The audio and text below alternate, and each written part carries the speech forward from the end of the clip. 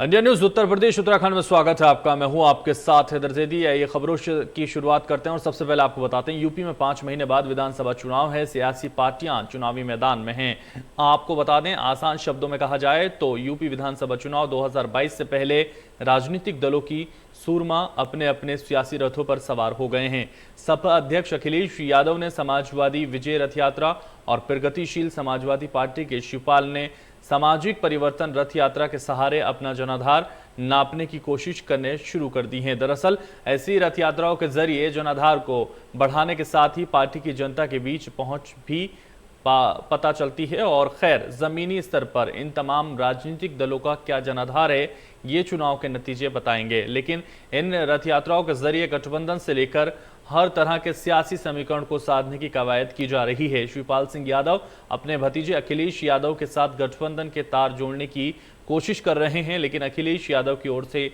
चाचा शिवपाल सिंह यादव को कोई खास भाव नहीं दिया जा रहा है। ऐसे में सवाल उठता है कि अगर चाचा का साथ भतीजे ने नहीं दिया तो नुकसान किसका होगा। इसी सवाल के साथ हम बात करेंगे और आपको बताएंगे। शिवपाल को गठबंधन पर विश्वास, तकरार के बाद भी अखिलेश से ही आस। चुनावी यात्रा से चाचा भतीजा आए पास, यह रास्ते अलग कर सत्ता तक आने का प्रयास। उत्तर प्रदेश की चुनावी राजनीति दिनों दिन बेहद ही दिलचस्प होती जा रही है। सियासी गणित को हर तरफ से प्रयोग में लाया जा रहा है। गुड़ा भाग का भी खेल इस सियासी रण क्षेत्र में जारी है।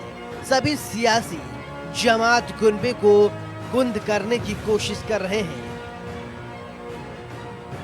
कोई फिर से सत्ता तक पहुंचने की कोशिश में है, कोई साख को वापस लाने की कोशिश में, और इसी साख को वापस लाने के लिए समाजवादी कुनबे से अलग होकर शिवपाल यादव समाजवादी परिवर्तन यात्रा पर निकल चुके हैं। उत्तर प्रदेश विधानसभा चुनाव से पहले क्या सपा अध्यक्ष अखिलेश यादव और चचा शिवपाल एक होंगे? यूपी की राजनीति में ये एक ऐसा सवाल है जिसका जवाब हर समाजवादी जानना चाहता है,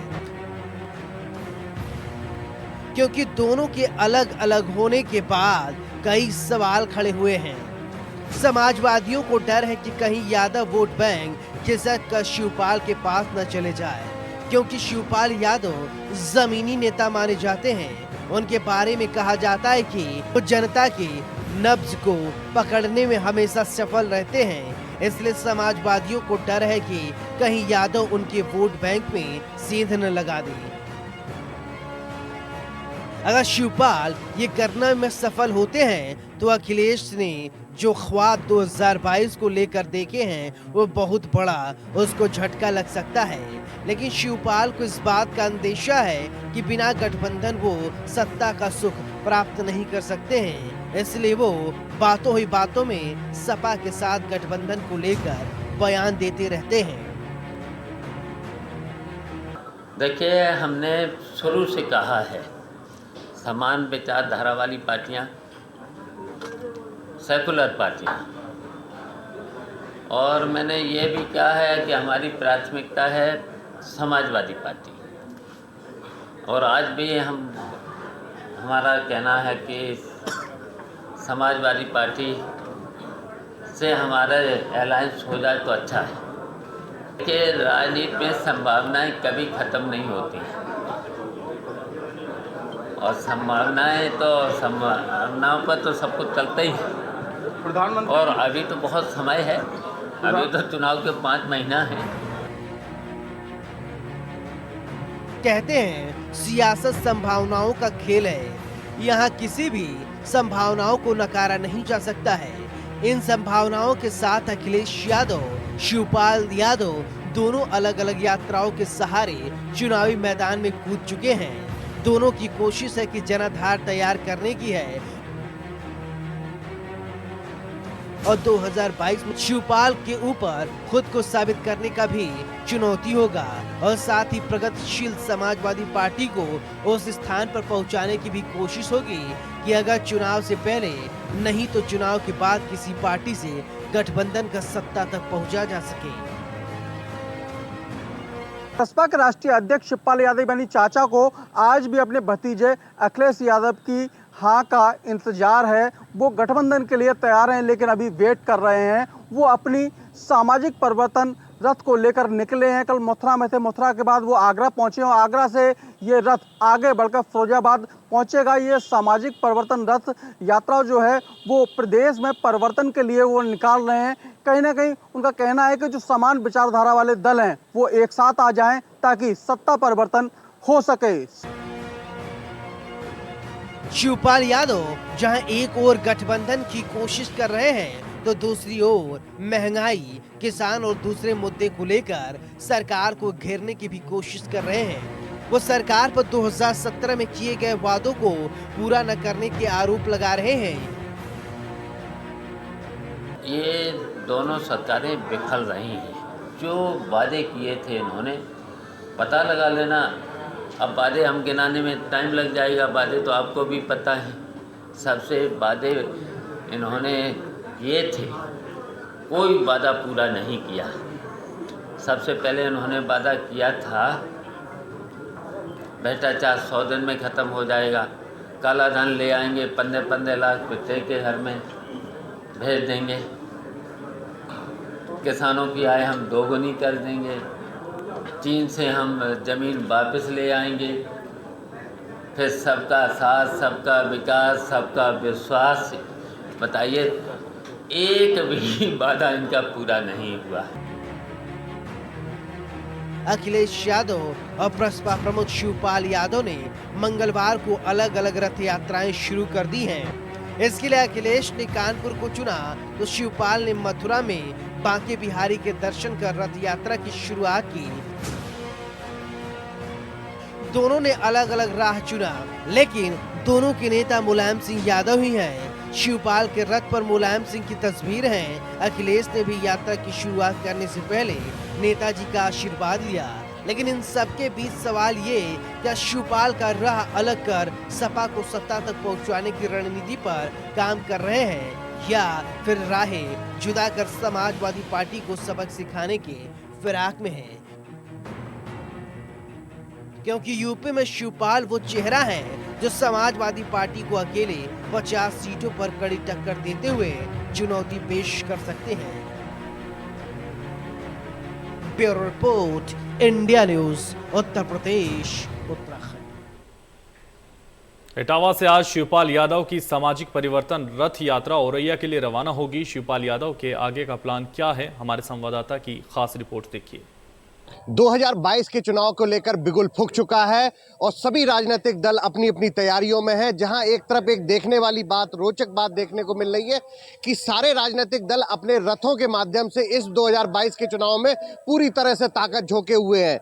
इटावा की सैफई में भी ये खड़ा हुआ जो रथ आप देख रहे हैं, ये प्रगतिशील समाजवादी पार्टी का सामाजिक परिवर्तन रथ है, जिस रथ में से शिवपाल सिंह यादव, अंकुर यादव के साथ प्रगतिशील समाजवादी पार्टी के वरिष्ठ नेता बाकायदा पूरे प्रदेश में हर गांव, गली, चौराहे तक अपना मैसेज, पार्टी का मैसेज पहुंचाने को लेकर ये रथ निकल पड़ा है। इसकी शुरुआत 12 अक्टूबर को मथुरा से के वृंदावन मंदिर से शिवपाल यादव ने की और ये रथ पहुंचा है आज इटावा। हम आपको इसके अंदर दिखाते हैं कि किस तरह का चूंकि ये रथ का तेजी से हर राजनीतिक दल अपने रथों के माध्यम से अगले चुनाव की तैयारी कर रहे हैं। मैं उस रथ के अंदर चलता हूं और आपको दिखाता हूं कि ये जो सामने जो सीट है, ये सीट पर प्रगतिशील समाजवादी पार्टी के राष्ट्रीय अध्यक्ष शिवपाल यादव बैठते हैं और यहाँ से इस मिरर के माध्यम से बाकायदा अपनी जनता का अभिवादन करते हैं। और सबसे बड़ी बात है कि ये एक स्क्रीन भी लगी हुई है, बाकायदा सीसी स्क्रीन है, जिसमें गाड़ी पे चलते समय अगल बगल साइड सभी लोगों को, अपने लोगों को देखते हुए बाकायदा अपने इनके राष्ट्रीय अध्यक्ष शिवपाल निकलते हैं। और 5 सीटों की यहाँ पर सोफों की व्यवस्था और की गई है, जो उनके साथ नेता लोग अपने इस जो रथ यात्रा है उसमें निकलते हैं। और मेरे पीछे साइड पे ये जो बना हुआ है, यहाँ पर एक लिफ्ट लगी है, जिस लिफ्ट के माध्यम से शिवपाल यादव ऊपर पहुंचते हैं और वहां से छोटी छोटी रैलियों को संबोधित करते हैं।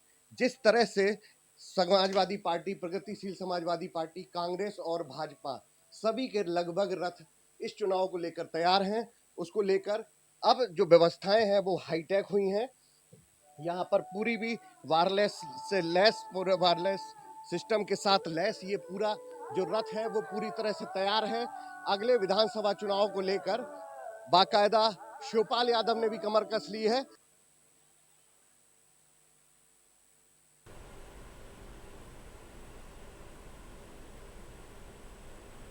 तो आपको बता दें, जिस तरह से सामाजिक परिवर्तन यात्रा एक तरफ तो दूसरी तरफ विजय रथ यात्रा निकालनी शुरू कर दी है। अखिलेश यादव ने विजय रथ यात्रा का आगाज करने के साथ साथ पहली कड़ी के अंतिम छोर में वो पहुंच चुके हैं, जबकि आपको बता दें शिवपाल यादव लगातार सामाजिक परिवर्तन यात्रा के जरिए 2022 को साधने की कोशिश कर रहे हैं। हालांकि वो अभी भी इसी आस में लगातार लगे हुए हैं कि समाजवादी पार्टी के साथ उनका गठबंधन हो जाएगा। तो लगातार आपको बता रहे हैं, जिस तरह से विजय रथ यात्रा एक तरफ अखिलेश यादव निकाल रहे हैं तो दूसरी तरफ सामाजिक परिवर्तन यात्रा शिवपाल यादव निकाल रहे हैं और लगातार चर्चाओं में हैं, क्योंकि जिस तरह से परिवार से अलग होने के बाद उन्होंने पार्टी बनाई,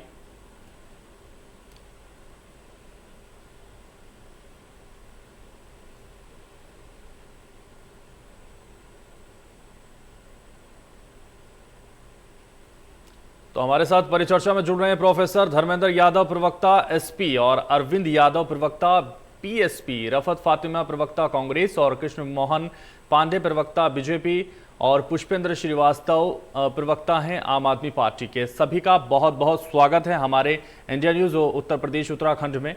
चर्चा को आगे बढ़ाएंगे और सभी लोग हमारे साथ जुड़ेंगे। तो लगातार जिस तरह से 2022 को सभी पार्टियों ने साधने की कोशिश शुरू कर दी है, सबसे पहला सवाल क्योंकि एसपी से ही मैं करूंगा और एसपी के हमारे प्रवक्ता हैं धर्मेंद्र यादव। जी हां, 2022 को साधने की कोशिश अखिलेश यादव ने विजय रथ यात्रा के जरिए की है। उधर उनके चाचा अलग दूसरी यात्रा में नजर आ रहे हैं, सामाजिक परिवर्तन यात्रा को लेकर आपस में परिवार को नहीं साध पा रहे। 2022 को कैसे साध पाएंगे धर्मेंद्र यादव जी? देखिए, समाजवादी पार्टी के राष्ट्रीय अध्यक्ष एवं उत्तर प्रदेश के पूर्व मुख्यमंत्री आदरणीय अखिलेश यादव जी उत्तर प्रदेश की 24 करोड़ जनता के लिए जो भी फैसला होगा, जब भी उचित होगा, कड़ा से कड़ा और बड़ा से बड़ा फैसला लेने में सक्षम है। हमारे पूरे प्रदेशवासियों को उन पर विश्वास है और मैं ये भी कह सकता हूँ, आज आप भी इस बात को एहसास कर सकते हैं कि भारत की राजनीति में अपने एज ग्रुप के सबसे स्थापित नेताओं में से एक है। तो उनके नेतृत्व पर कोई हमें भरोसा है पूरी तरह से कि वो जो भी फैसला लेंगे, सही समय पर लेंगे और मुझे उम्मीद है कि आप लोगों को भी समय से अवगत करा दिया जाएगा। बिल्कुल, तो समय से अवगत जरूर करा देंगे, लेकिन जिस तरह से अभी चाचा आस लगाए हुए हैं, उस चाचा का स्वागत करेंगे अखिलेश यादव? गठबंधन करेंगे चाचा के साथ? देखिए, चाचा का हमेशा स्वागत था, स्वागत है, स्वागत रहेगा। चाचा का हमेशा आशीर्वाद था, आशीर्वाद भी रहेगा। हमारी परंपरा, हमारी संस्कृति ये नहीं है भारतीय जनता पार्टी की तरह। अरविंद यादव जी, अरविंद यादव प्रवक्ता पीएसपी, ठीक है सर, ठीक है, अरविंद यादव से पूछ लेते हैं, वो क्या आस लगाए हुए हैं लगातार शिवपाल यादव जिस तरह से समाजवादी पार्टी की तरफ देख रहे हैं, समाजवादी से अलग होने के बाद भी समाजवादी से जुड़ने की यहाँ कोशिश? अरविंद यादव जी, प्रवक्ता पीएसपी। देखिए, कोशिश समाजवादी पार्टी और सत्ता सुख के लिए नहीं है। कोशिश यह है कि समाजवादियों का अगर आप इतिहास में देखेंगे 1952 के बाद, तो ये इतिहास साक्ष्य है कि कोई भी समाजवादी 2.5 साल एक साथ नहीं रह सकते और 2 साल एक दूसरे के बिना नहीं रह सकते। ये समाजवादियों का इतिहास रहा है। तो फिर अलग होने की जरूरत कैसे आ पड़ी सर? अलग होने की जरूरत कैसे आ पड़ी? समाजवादी से अलग होकर अपनी पार्टी कैसे बना दी शिवपाल यादव ने? देखिए, अच्छा, क्या नेहरू जी से लोहिया जी अलग नहीं हुए थे क्या? कौन नहीं जानता है? आचार्य नरेंद्र देव जी से लेकर के सबका इतिहास तो आप देखिए। परिवार में मतभेद तो हैं कहीं ना कहीं, जिसकी वजह से ये सब हो रहा है। मनोहर लोहिया जी को कैबिनेट में जगह मिलने के बावजूद भी और इस्तीफे और तमाम चीजें हो जाती थी, क्या था? कभी सत्ता सुख के लिए समाजवादियों की लड़ाई नहीं रही है।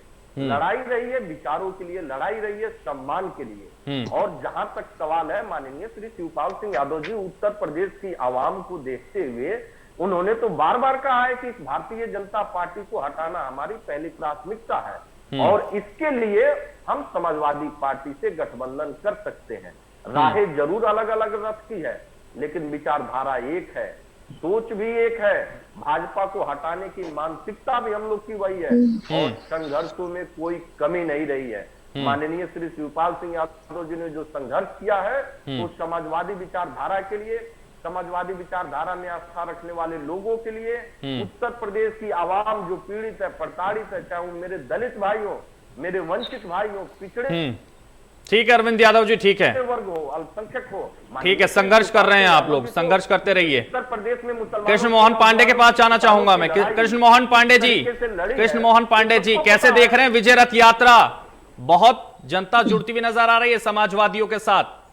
2022 बड़ी चुनौती आपके लिए भी।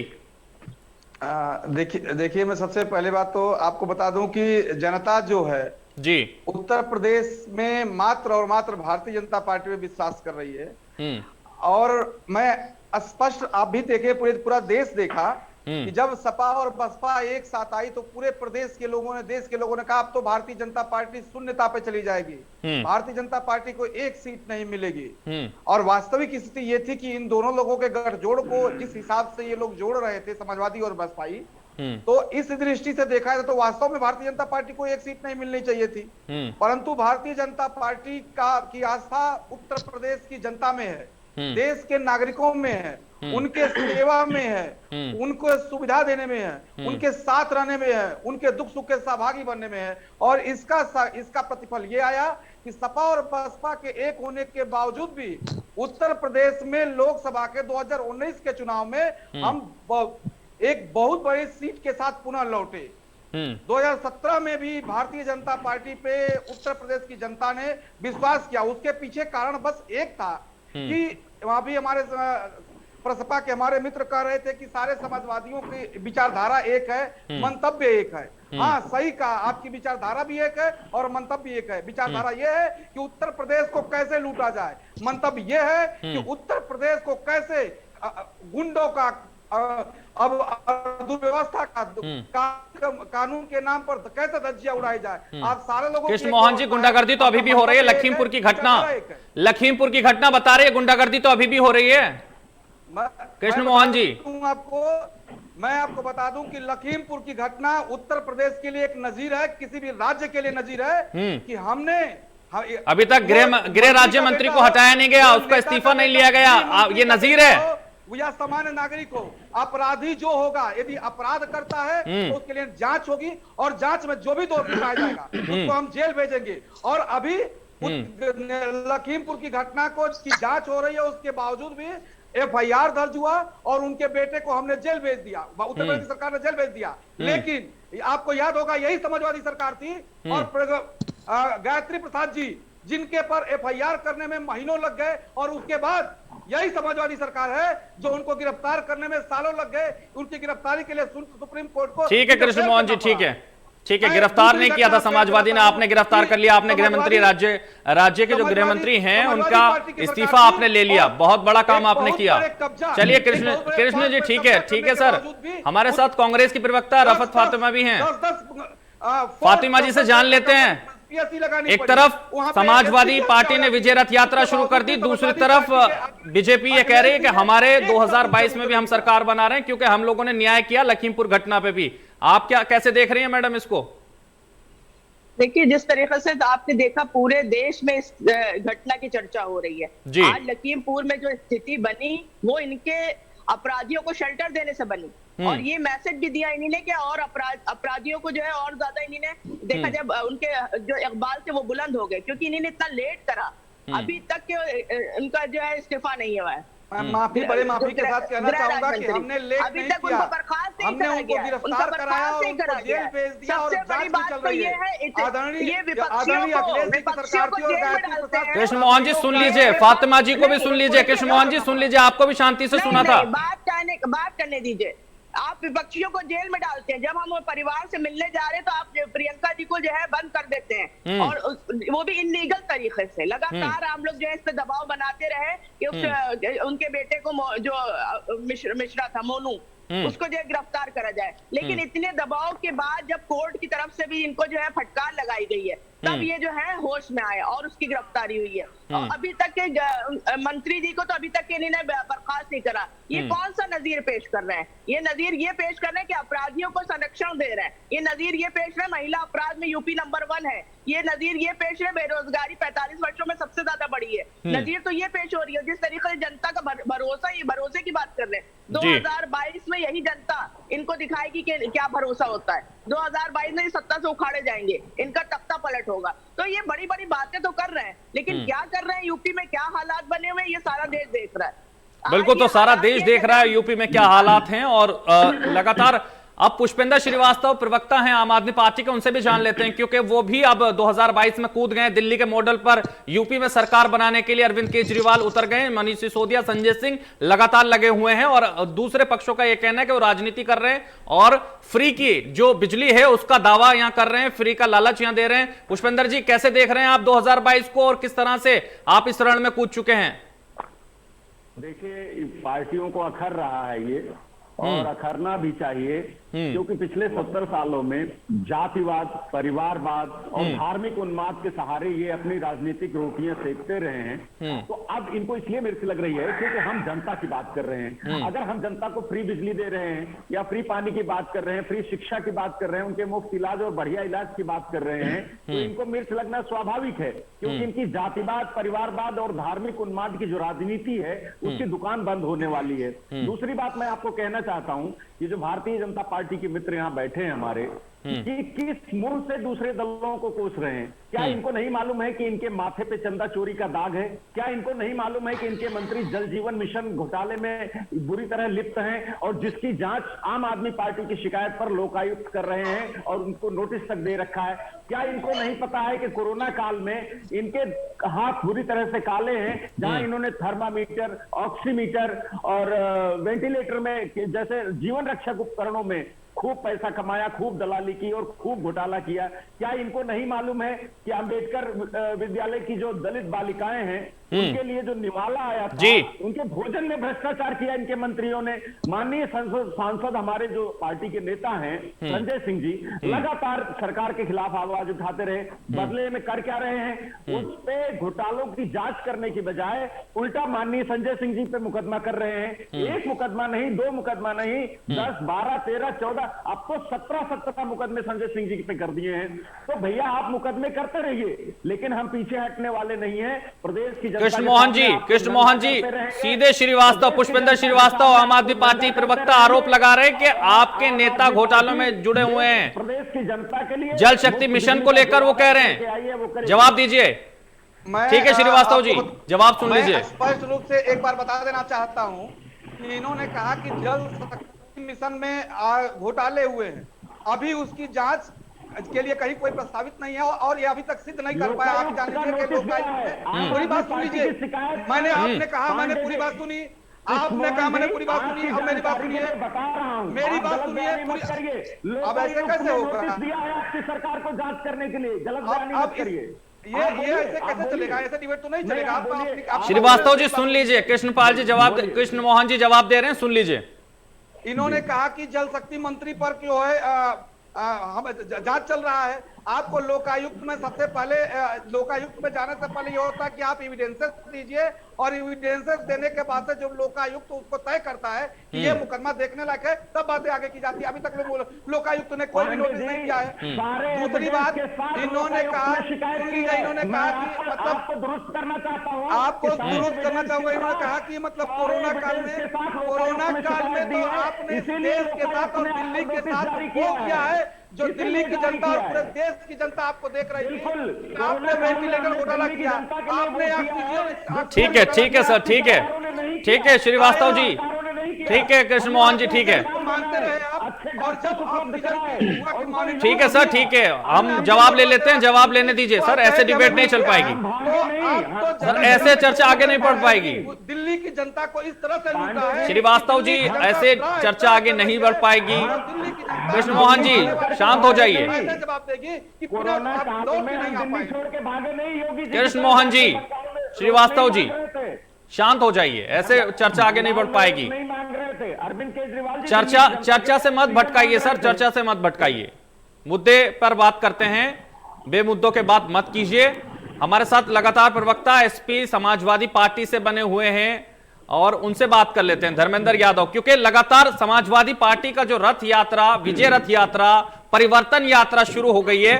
परिवार में ही आपस में जिस तरह के ये कले नजर आ रही है, हालांकि जुड़ने की बात लगातार की जा रही है, मतभेद जरूर हैं, तभी परिवर्तन यात्रा और विजय रथ यात्रा दोनों एक साथ शुरू हुई हैं। धर्मेंद्र जी, जवाब दीजिए। देखिए, उत्तर प्रदेश की जनता क्या चाहती है, ये हमारे यात्रा में आपने देखा होगा, जिस तरह से जन सैलाब निकल के बाहर आ रहा है, वो आदरणीय राष्ट्रीय अध्यक्ष जी और पूर्व मुख्यमंत्री श्री अखिलेश यादव जी की स्वीकार्यता है पूरे प्रदेश में। दूसरी तरफ परिवर्तन यात्रा में भी लोग नजर आ रहे हैं।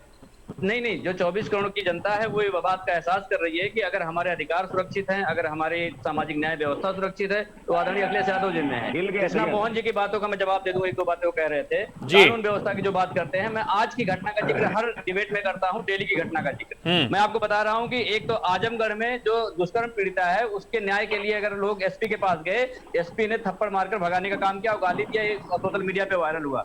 मुरादनगर में ट्रक लूट लिया। कृष्ण मोहन जी कह रहे हैं आपकी सरकार में भी यही होता था, आपकी सरकार को भी लगातार वो गुंडा कह रहे हैं। भाई आज हमारी सरकार नहीं है ना, आज तो तारीख हमारी आपकी सरकार में भी यही होता था, वो बता रहे हैं, गुंडागर्दी तो आपकी सरकार में भी होती थी। वो हमारे सरकार में बताएं कि किसने किसानों को टायर के नीचे कुचल दिया था, वो हमारी सरकार में बताएं कि बेटी कैसे पेट्रोल डाल के जलाई गई थी हमारी सरकार में, वो हमारी सरकार में बताएं कि क्या बेटी माननीय उच्चतम न्यायालय के सामने आत्मदाह कर ली थी, क्या हमारी सरकार में कुलदीप सिंह सेंगर जैसे आदमी पॉस्को एक्ट लगने के बाद 1 साल तक गिरफ्तारी नहीं हुई थी, ये हमें बताएं क्या हमारी सरकार में प्रयागराज जैसे अस्पताल में। अरे तो सर, आपकी सरकार भी तो आपसी कले में, परिवार अंतर कले में ही घुसी रही, आपस में एक दूसरे का विवाद चलता रहा, कुर्सी को लेकर लगातार विवाद चलता रहा। उधर शिवपाल यादव, कभी रामगोपाल यादव, तो कभी आजम खान, परिवार को लेकर ही विवाद चलते रहे सर। भाई जिसके परिवार होगा उसी में तो विवाद होगा, इसका परिवार ही नहीं होगा उसमें कहाँ विवाद होगा, आप इस बात को समझिए ना। परिवार तो वो देश को परिवार मान रहे हैं ना सर, वो प्रदेश को परिवार मानते हैं। देश को परिवार मानते तो बेटी जलाते, देश को परिवार मानते तो किसानों को वो प्रदेश को परिवार मान रहे हैं, वो जनता को परिवार मान रहे हैं। मानते तो बेटी के कपड़े फाड़ते, आप कैसी बात कर रहे हैं। देश को परिवार मानते तो पत्रकारों की हत्या करते। कृष्ण मोहन जी जवाब दीजिए, कृष्ण मोहन जी जवाब दीजिए। कैसे मानते, मुझे बताइए कैसे मानते हैं। धर्मेंद्र जी भाई साहब जो है ये सही कह रहे हैं कि जिनका परिवार होगा उसी में तो झगड़े होंगे। भाई बिल्कुल सही बात है, ये परिवार है और इनके लिए पूरा परिवार ही देश है और हमारे लिए पूरा देश ही परिवार है। हमारे और इनके में इतना अंतर है। ये आप इतने महान हैं, आप अपने बेटी को परिवार नहीं मानते हैं, आप इतने महान हैं, बेटी को परिवार। ठीक है धर्मेंद्र जी, ठीक है। कृष्ण मोहन जी ठीक है। रफत फातिमा जी से जान लेते हैं, बनारस से शुरुआत कर दी प्रियंका गांधी ने और लगातार आरोप लग रहे हैं उन पर कि वो खुद राजनीतिक रोटियां सेक रही थी लखीमपुर कांड पर। रफत फातिमा जी ठीक है, कृष्ण मोहन जी ठीक है, कृष्ण मोहन जी, धर्मेंद्र जी ठीक है, जवाब सुन लेते हैं। प्रियंका गांधी भी राजनीति कर रही हैं, ऐसे आरोप लग रहे हैं उनपे। नहीं देखिए, आरोप प्रत्यारोप तो ये लोग ऐसे लगाते रहेंगे, जो कुछ नहीं करते वो आरोप लगाते हैं जी। प्रियंका जी लगातार वो जो है अपनी, जो हम लोग सत्ता में रहे तो भी हमने जनता के हक के अधिकारों की बात करी, आज विपक्ष में तो भी हम जनता के अधिकारों की बात कर रहे हैं। अगर कोरोना में आप देखिए जिस तरीके से कोरोना में हालात थे, तब भी प्रियंका जी ने राजस्थान से बसें मंगवाई, लेकिन ये घमंडी सरकार जिसने उसमें भी आपत्ति जताई, और क्योंकि जनता के हित की तो बनारस से नहीं थी। फातिमा जी बनारस से शुरुआत की है, बनारस 25 अक्टूबर को प्रधानमंत्री जी पहुंच रहे हैं, करोड़ों की सौगात दे रहे हैं वहां और देश को संबोधित करेंगे वाराणसी से। प्रियंका जी लगातार जो है, चाहे वो बेरोजगारी का मुद्दा हो, चाहे वो महिलाओं का मुद्दा हो, चाहे वो जो है किसानों का मुद्दा हो, आपने देखा होगा लगातार वो मुखर होकर इन मुद्दों पे बोल रही हैं, क्योंकि आज हर वर्ग बेचैन है। अगर आप देखिए तो किसान भी परेशान है, अपने अधिकारों का हनन हो रहा है उनके, तो प्रियंका जी लगातार बोल रही हैं वो चुनाव। लेकिन अब विजय रथ यात्रा समाजवादी पार्टी की देखिए, उसमें भी जनाधार नजर आ रहा है, उसमें भी जनता नजर आ रही है। एक तरफ बीजेपी की सरकार है, ऐसे में कांग्रेस कैसे यूपी में सरवाइव कर पाएगी, कैसे आगे बढ़ पाएगी? देखिए हम इतना जानते हैं कि इस टाइम अगर कोई बीजेपी को चुनौती दे रहा है तो सिर्फ और सिर्फ कांग्रेस। लगातार वो जो है बीजेपी को चुनौती दे रहा है और जो है लगातार राहुल जी, प्रियंका जी मतलब जिस तरीके से जो है अगर वो जनता के हित की बात हो तो सिर्फ प्रियंका जी बोल रही हैं। वो हाथरस भी जाती हैं, इतने प्रशासन की रोक टोक और जिस तरीके से तानाशाही हो रही थी तब भी वो हाथरस पहुंची। अगर अभी पंचायत चुनाव में एक महिला का साड़ी इन लोग ने खींच ली थी। ये लोग लगातार जिस तरीके की घटनाएं हो रही हैं वो लॉ एंड ऑर्डर की भी स्थिति बयान कर रही है। वो इनकी किसानों के प्रति जिस तरीके से ये किसानों के अधिकारों का हनन कर रहे हैं वो भी दिख रहा है। तो प्रियंका जी हर जगह जा रही है। Krishna Mohan ji, law and order नहीं है उत्तर प्रदेश में, फातिमा जी कह रही हैं, कांग्रेस की प्रवक्ता हैं। आप सबसे पहली बात मैं बता दूं कि फातिमा जी ने कहा कि मतलब यहाँ जवाब ले लीजिए। रफत फातिमा जी जवाब दे रहे हैं, कृष्ण मोहन जी भारतीय जनता पार्टी के प्रवक्ता हैं, जवाब दे रहे हैं उत्तर प्रदेश में लॉ एंड ऑर्डर नहीं है, आप कह रहे हैं। प्रियंका वाड्रा जी ने, सुश्री प्रियंका वाड्रा जी ने राजस्थान से बसें पहुंचाई। अरे बसें आप पहुंचाई ठीक है, उसी वही राजस्थान से ही आप बच्चों को लोगों को भेज देते, लेकिन आपको तो उत्तर प्रदेश राजनीति करनी थी। किसानों की क्या बात करेंगे? उसी राजस्थान में अभी 4 दिन बड़ा दुर्भाग्य है।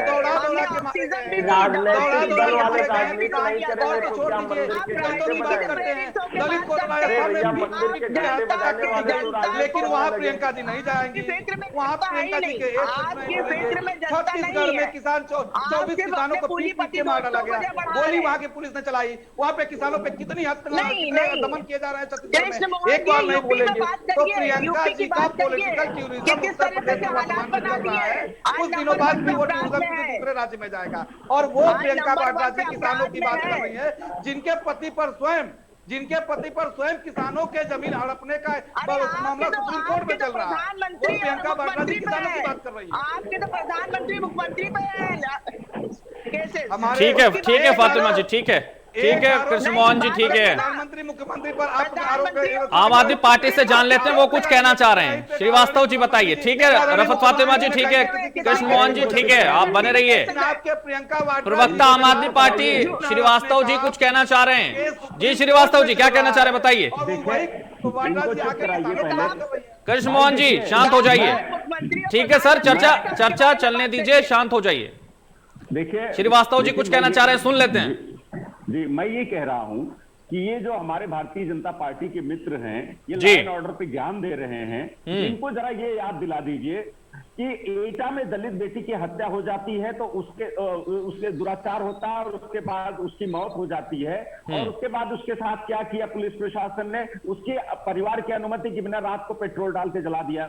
हमीरपुर में इंद्रकांत त्रिपाठी जाकर के शिकायत करता है कि मुझे एसपी के यहाँ से खतरा है और उसके बाद उसकी हत्या हो जाती है। आज भी एसपी फरार है, लोग चोर फरार होते हैं, डाकू फरार होते सुना है हमने, लेकिन उत्तर प्रदेश में पहली बार सुनने में आया है कि एसपी फरार है, आज भी नहीं गिरफ्तार हुआ। मैं आपको बताऊं जो लखीमपुर की घटना है, अगर हम वहां जा रहे हैं परिवार से मिलने, किसान के परिवारों से मिलने जा रहे हैं, आपने तो उनको टायर के गाड़ियों के नीचे कुचल दिया, अब उनका देहांत हो गया, अब उनके परिजन शोक संतप्त हैं। अगर आम आदमी पार्टी के नेता संजय सिंह अपने प्रतिनिधिमंडल के साथ जा रहे हैं उनको सांत्वना देने, मैं आपको बताना चाहता हूं कि आम आदमी पार्टी के नेता संजय सिंह जी को रात को 2:30 बजे सीतापुर के बिस्वा में रोक लिया गया और रात को 2:30 बजे से लेकर के सुबह 9 बजे तक गाड़ी में बैठे रहे और उसके बाद 55 घंटे की हिरासत में, मैं खुद वहां मौजूद था, मैं खुद उनके साथ शामिल था। 55 घंटे की हिरासत के बाद जाकर के अनुमति दी है कि आप वहां किसानों से जाके मिल सकते हैं। आम आदमी पार्टी का प्रतिनिधिमंडल, किसानों का प्रतिनिधिमंडल, हमारे वहां के नेता विपक्ष और विधायक लोग आए थे कि हमको मिलने दीजिए किसानों से, उनको नहीं मिलने दिया गया। लखीमपुर में जो निघासन विधानसभा है वहां पे थाना है, वहां पे उनको रोक लिया गया, हिरासत में ले लिया गया। ठीक है प्रवक्ता जी, ठीक है आशीष श्रीवास्तव जी, ठीक है पुष्पेंद्र श्रीवास्तव जी, ठीक है सर, जवाब ले लेते हैं। अरविंद यादव पहले कुछ कहना चाह रहे हैं, उसके बाद कृष्ण मोहन से जवाब ले लेता हूं। कृष्ण मोहन से जवाब ले लेते हैं, भारतीय जनता पार्टी के प्रवक्ता, लेकिन उससे पहले अरविंद यादव कुछ कहना चाह रहे हैं। जी अरविंद यादव बताइए। देखिए पहले चंद्र जी चाहिए कि सुने, देखिए सच्चाई है, मुझे लगता है कि भारतीय जनता पार्टी पहले ये बता देना चाहिए इंडिया न्यूज के दर्शकों से कि हम चुनाव इस मुद्दे पे लड़ने जा रहे हैं। अगर इन्होंने विकास किया है तो ये विकास के लिए बता अपना बता दीजिए सर, पीएसपी का बता दीजिए। पीएसपी का तो बता दीजिए, उनकी तो सत्ता में सरकार है, वो तमाम काम कर रहे हैं, उस पर चुनाव लड़ेंगे। लेकिन आपने तो पार्टी नहीं बनाई है, किस रणनीति के तहत आपने पार्टी बनाई और किस तरह से लड़ेंगे, ऐलान कर दीजिए यहाँ से, इंडिया न्यूज से ऐलान कर दीजिए आप। मैं कह तो रहा हूँ, सुनिए तो, बताइए। कह तो रहा हूँ, किसानों का मुद्दा, नौजवानों का मुद्दा, मुसलमानों का मुद्दा, छात्रों का मुद्दा, महिलाओं का मुद्दा, पूरी तरीके से प्रगतिशील समाजवादी पार्टी अडिग है और बाउंड्री वाल। आप तो खुद गठबंधन की मांग कर रहे हैं, आप तो खुद सपा किससे गठबंधन की मांग कर रहे हैं। गठबंधन अगर सपा से हो जाए तो अच्छा है। अभी भी शिवपाल यादव ये कह रहे हैं, एक तरफ आप रिश्ता तोड़ लेते हैं, दूसरी तरफ फिर गठबंधन कर लेते हैं, ये क्या है सर? मजाक बना के रख दिया। भाजपा की क्या फूट डालो, शासन करो, राजनीति अपना करके और सत्ता में काबिज रहना चाहती है भारतीय जनता पार्टी। विकास किए हो तो 4 सड़कों के नाम बता दे, 4 नई बिल्डिंग बनाए हो बता दे। मैं तो कहता हूँ कि परिवार का हर बच्चा समाजवादी और प्रगति समाजवादी बनाता फिरेगा सर। अब मैं उनके घर पे आ रहा हूँ, जिस सड़क पे कहे मैं दिखा दूंगा कि सड़कों का क्या हाल है उत्तर प्रदेश का। उत्तर प्रदेश में कोयला है नहीं, देश में कोयला है नहीं, कोविड आएगा ऑक्सीजन है नहीं, बेड है नहीं, मेडिसिन है नहीं, क्या है भैया? केवल झूठ। कृष्ण मोहन जी जवाब दे दीजिए। देश में कोयला नहीं है, देश में व्यवस्था नहीं है, देश में लॉ एंड ऑर्डर नहीं है, जवाब दे दीजिए कृष्ण मोहन जी। ठीक है, अरविंद यादव जी शांत हो जाइए, जवाब लेने दीजिए। अब जवाब लेने दीजिए। पूरा देश देख रहा है। मुख्यमंत्री कृष्ण मोहन जी जवाब दे दीजिए। अब पार्टी का जो प्रवक्ता है वो ये बता रहे हैं कि इस देश में कोयला नहीं है, इस देश में बिजली। आप स्पष्ट कर दीजिए सर, कितना कोयला है देश में, आप तो बता दीजिए। अरविंद यादव जी जवाब सुन लीजिए, जवाब सुन लीजिए। अरविंद यादव जी जवाब सुन लीजिए। अरे अरविंद यादव जी जवाब सुनने दीजिए। कृष्ण मोहन जी बता रहे कितना कोयला है उनके पास, देश में कितनी व्यवस्था है उनके पास। कृष्ण मोहन जी जवाब दीजिए, जल्दी जवाब दीजिए सर। मैं बता दूं आपको कि मेरे मित्र ने कहा कि मतलब इस देश में कोयला ने, कितनी शर्मनाक बात है ये। के नाम के आगे ये अपने नाम के आगे इंजीनियर भी लिखते हैं। कृष्ण मोहन जी जवाब दीजिए, कोयला कितना है देश में? बिजली संकट तो नहीं कह रहेगा ना? कोयला मंत्रालय ने अभी 2 दिन पहले स्पष्ट किया है कि हमें 3 महीना के लिए हमारे पास। सर सुन लीजिए राज्यों का। अरविंद यादव जी सुन लीजिए, इंडिया न्यूज नहीं सुनेगा। अरविंद यादव जी जवाब तो सुन लीजिए, कितना कोयला है देश के पास वो बता रहे हैं आपको। कोयला है तो गांवों में लाइट की कमी क्यों है? तो सुन तो लीजिए। अरे सर सुन लीजिए, वो जवाब दे रहे हैं आपका। नहीं, कौन सी जवाब दे रहे हैं? जवाब दे रहे हैं कृष्ण मोहन जी, जवाब दीजिए जल्दी। इनका दोस्त नहीं है, ये लोग देश में किसी को बोलने नहीं देना चाहते थे। कृष्ण मोहन जी जवाब दीजिए, आप जवाब दीजिए। अब यदि जनता बोलना शुरू की है तो इनको दर्द हो रहा है। कोयले का संकट, लॉ एंड ऑर्डर का संकट, कर दिया है कि गुंडागर्दी का संकट, किसानों को परेशान करने का संकट, सब आपने पैदा किए हैं। कृष्ण मोहन जी जवाब। पूर्व के बकाया न दे पाए हैं और कोयला उठान नहीं कर पाए हैं, जिसकी वजह से उनके जो कोयला के संयंत्र बंद हो रहे हैं। तो ये बातें नहीं बताएंगे जनता को। दिल्ली सरकार ने कहा कि हमारे पास कोयला नहीं है, कोयला की कमी है, जबकि उसने अभी 4 महीना पहले एडवर्टाइजमेंट दिया था कि हम पूरे दिल्ली को धुआं मुक्त करेंगे, और कई उसने संयंत्र बंद करने के लिए उसने कोयला उठान बंद कर दिया, क्योंकि उसका केंद्र पर पैसा केंद्र का पैसा अब केंद्र का पैसा न दे पाने के कारण। ठीक है कृष्ण मोहन जी, समाजवादी के प्रवक्ता धर्मेंद्र यादव कुछ कहना चाह रहे हैं, सुन लेते हैं। धर्मेंद्र जी बताइए। जी धर्मेंद्र जी। कृष्णा मोहन जी को सुबह झूठ का टेबलेट खिला दिया जाता है भारतीय जनता पार्टी कार्यालय से, और दिन भर वही टेबलेट चलता रहता है। ये जो एक बात सुनने पहले अब आपकी बात मैंने सुनी थी। अरे पांडे जी मैंने सुना था। धर्मेंद्र यादव जी बोलिए। कृष्ण मोहन जी जवाब सुनने दीजिए, क्यों हो रही है? जवाब सुनने दीजिए सर। ये जो कह रहे कोयला है, ये देखिए न्यूज पेपर है, 1 या 2 दिन का कोयला स्टॉक में बचा हुआ उत्तर प्रदेश के, इसको ध्यान से पढ़ लीजिए। पांडे जी पढ़ना जानते होंगे हिंदी, मुझे लगता है आप पढ़ लीजिए। ये अखबार देख लीजिए, आज का अखबार है, इसमें कृष्ण मोहन जी बता रहे हैं 3 महीने का कोयला बाकी अभी। 1 से 2 दिन लिखा हुआ है। अगर वो झूठ बोल रहा है तो मैं नहीं जानता, इनका झूठ बोल रहा होगा। ठीक है, इसमें 2 दिन लिखा है। अब मैं इनकी बातों का जवाब दूंगा, मुझे 2 मिनट का समय दीजिएगा। सबको आपने दिया है तो लोकतंत्र में मुझे भी जी बिल्कुल। जो ये कानून व्यवस्था की बात करते हैं, मैं आज 2 साल पहले की बात नहीं कर रहा हूं, उसका तो मेरे पास एनटीआरपी के आंकड़े, जिसमें पूरी तरह से भारतीय जनता पार्टी उत्तर प्रदेश में फेल है।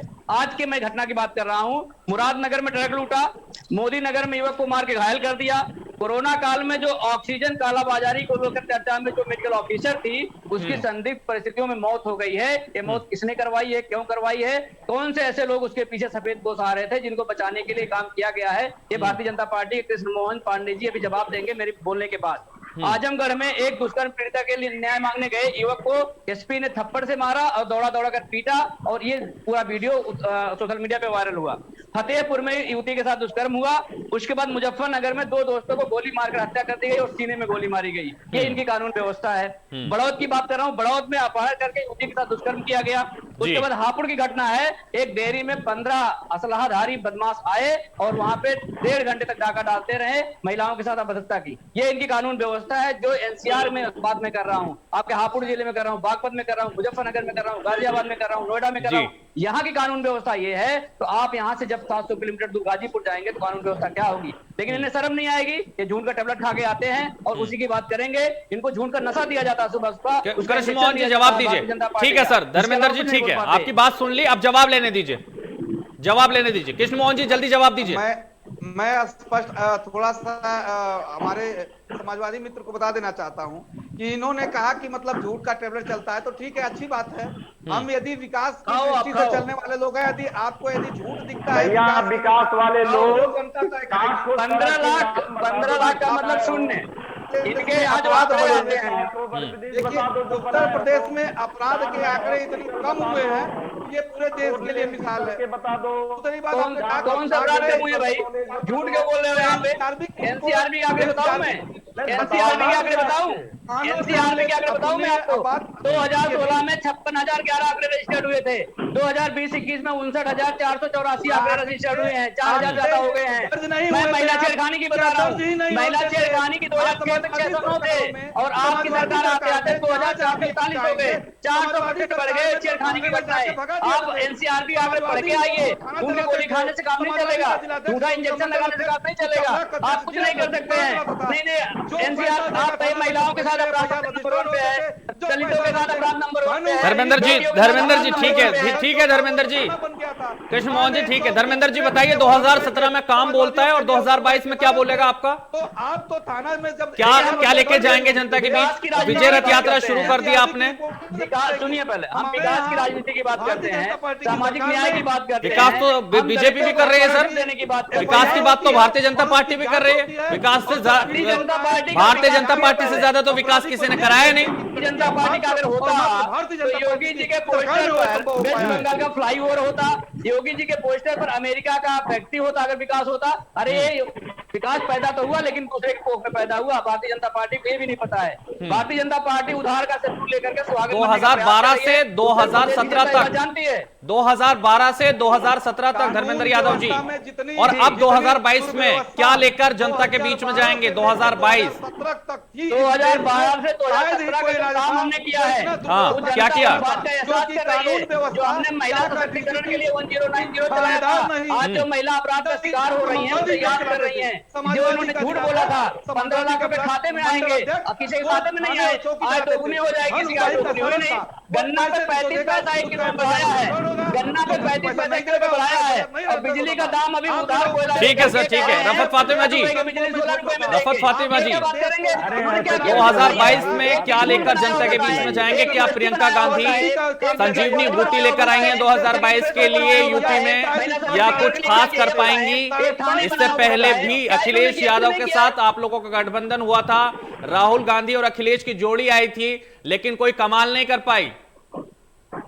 देखिए तो अब किसके साथ गठबंधन होगा? कांग्रेस का?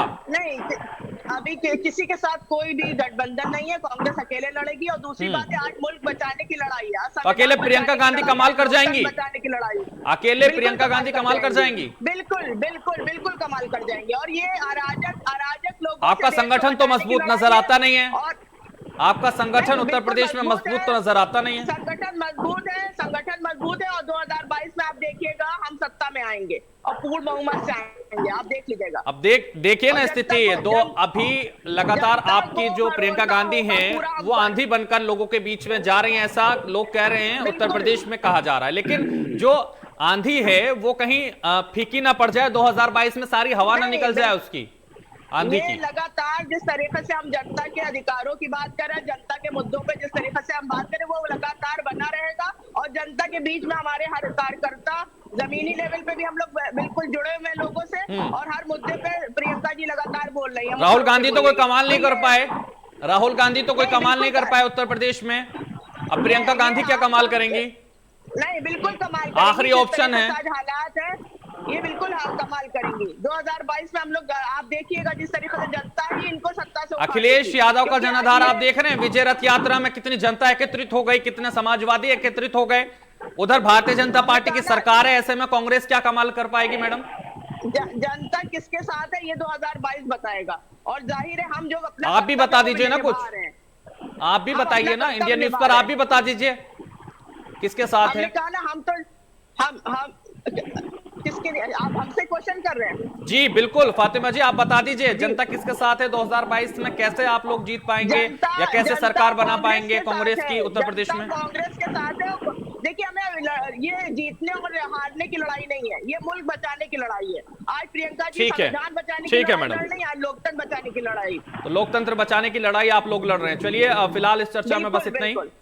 सभी लोगों का बहुत शुक्रिया करेंगे, रफत फातिमा जी, धर्मेंद्र यादव जी, अरविंद यादव जी, कृष्ण मोहन जी और श्रीवास्तव जी, आपका इस चर्चा में जुड़ने के लिए बहुत शुक्रिया। फिलहाल इस चर्चा में इतना ही, मुझे दीजिए इजाजत और आप देखते रहिए इंडिया न्यूज उत्तर प्रदेश उत्तराखंड।